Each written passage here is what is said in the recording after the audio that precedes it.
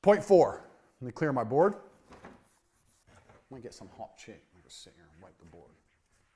In fact, let me message a female right now. Sorry, bear with me. Let me get a member of staff. Right, point 4, staff.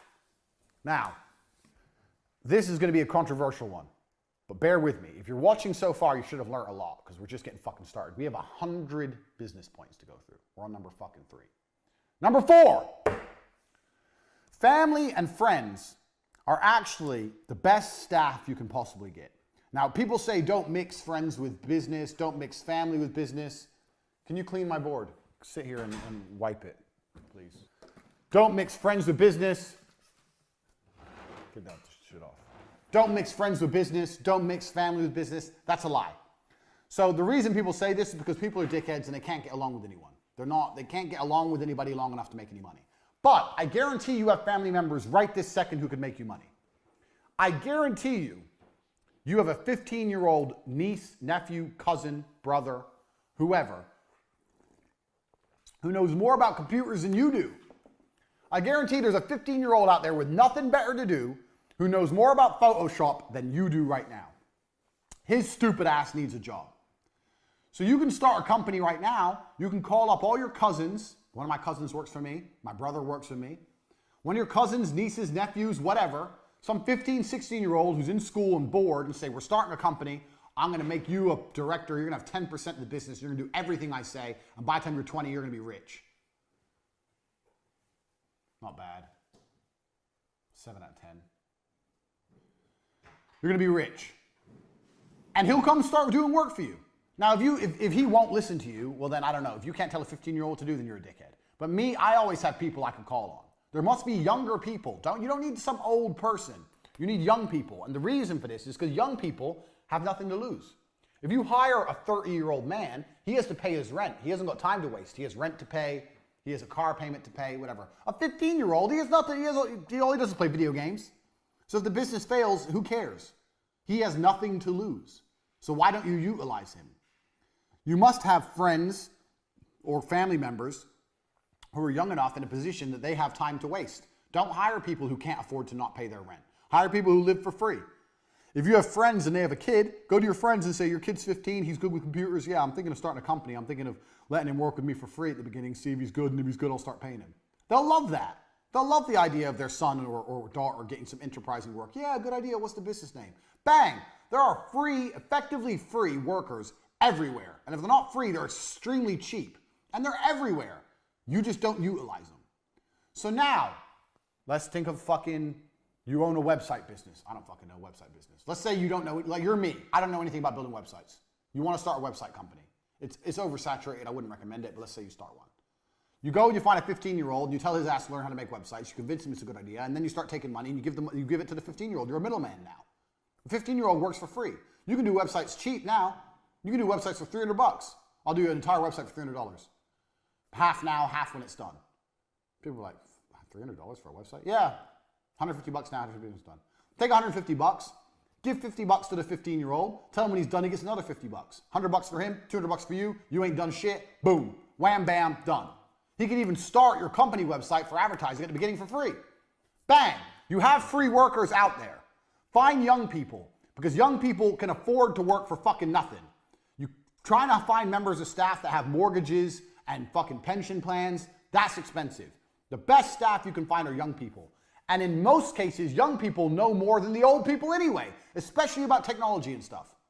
Young people are fantastic. I love hiring 18, 19-year-old kids. They know fucking more than me about fucking TikTok, Instagram, all the blah, blah, all the shit that's big. They know more than me. I'm 33, I'm not even old.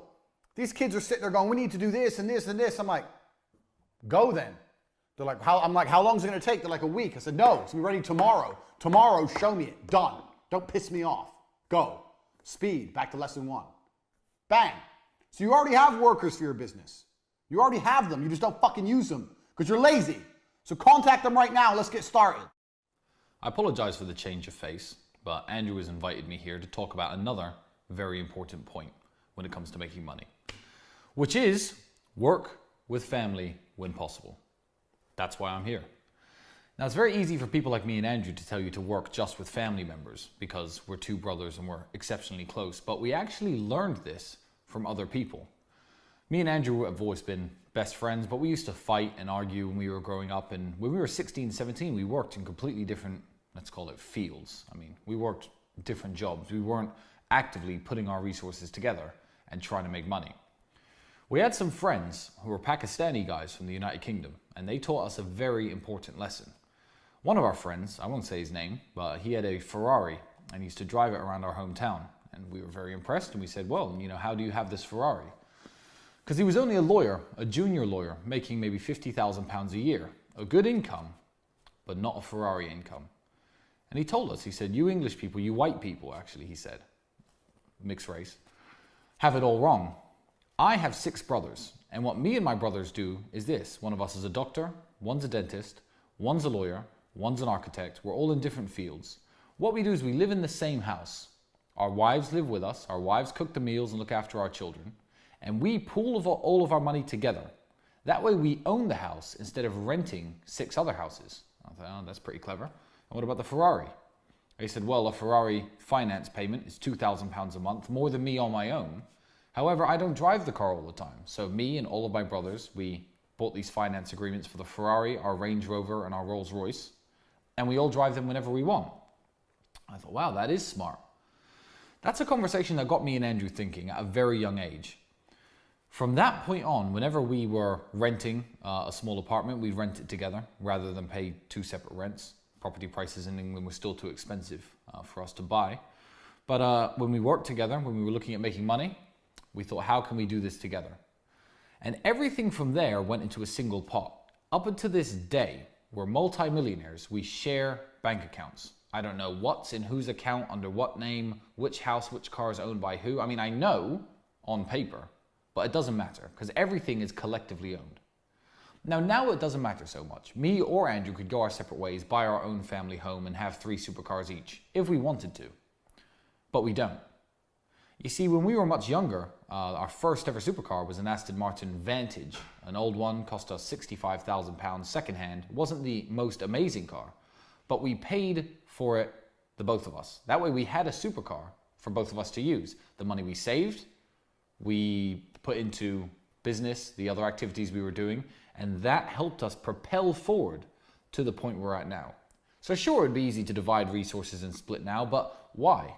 Am I going to reach the next level faster if I do that? No. So now I live in a 7-bedroom house. My driveway is full. It's got 6 cars on it. I actually need to extend it now because Andrew won't stop buying cars, but that's fine by me. Always work with family. Now, my cousin from the United States is in a very lucky position. He's now living here in Bucharest. He works with us, and he essentially works with us forever. As long as we're making money, he's going to be here and he's part of the team. When I first met him, he was 5 years old. I didn't see him again until he was 19. Now, when he was 19, he was smart. He had it all going on, but he was a bit privileged. His mother was a very well-to-do woman, a best-selling author in the field of political science and a university professor. And he was at university, everything was getting paid for him. I thought, okay, he's not from the same world as me. But then things started going wrong for him. He was sleeping on a floor, delivering pizzas, living the kind of life I remember. So after 2 years of what I call the struggle, I thought, okay, it's time to bring Luke back in. And Luke is now a member of our team, as he is a member of our family. Now, I understand not everybody has brothers. Not everybody has cousins. You may be an only child. You may be an orphan. I don't know what you are. But everyone's got those people that are so valuable to you that you wouldn't stab them in the back for $1 billion and 1,000 women. Those are the people you want to work with. As long as you are sure that they share your sentiments, those are the people you want to team up with. Pool your resources, live in the same house. If you're broke, if you're both working dead-end jobs, rent one room together if need be.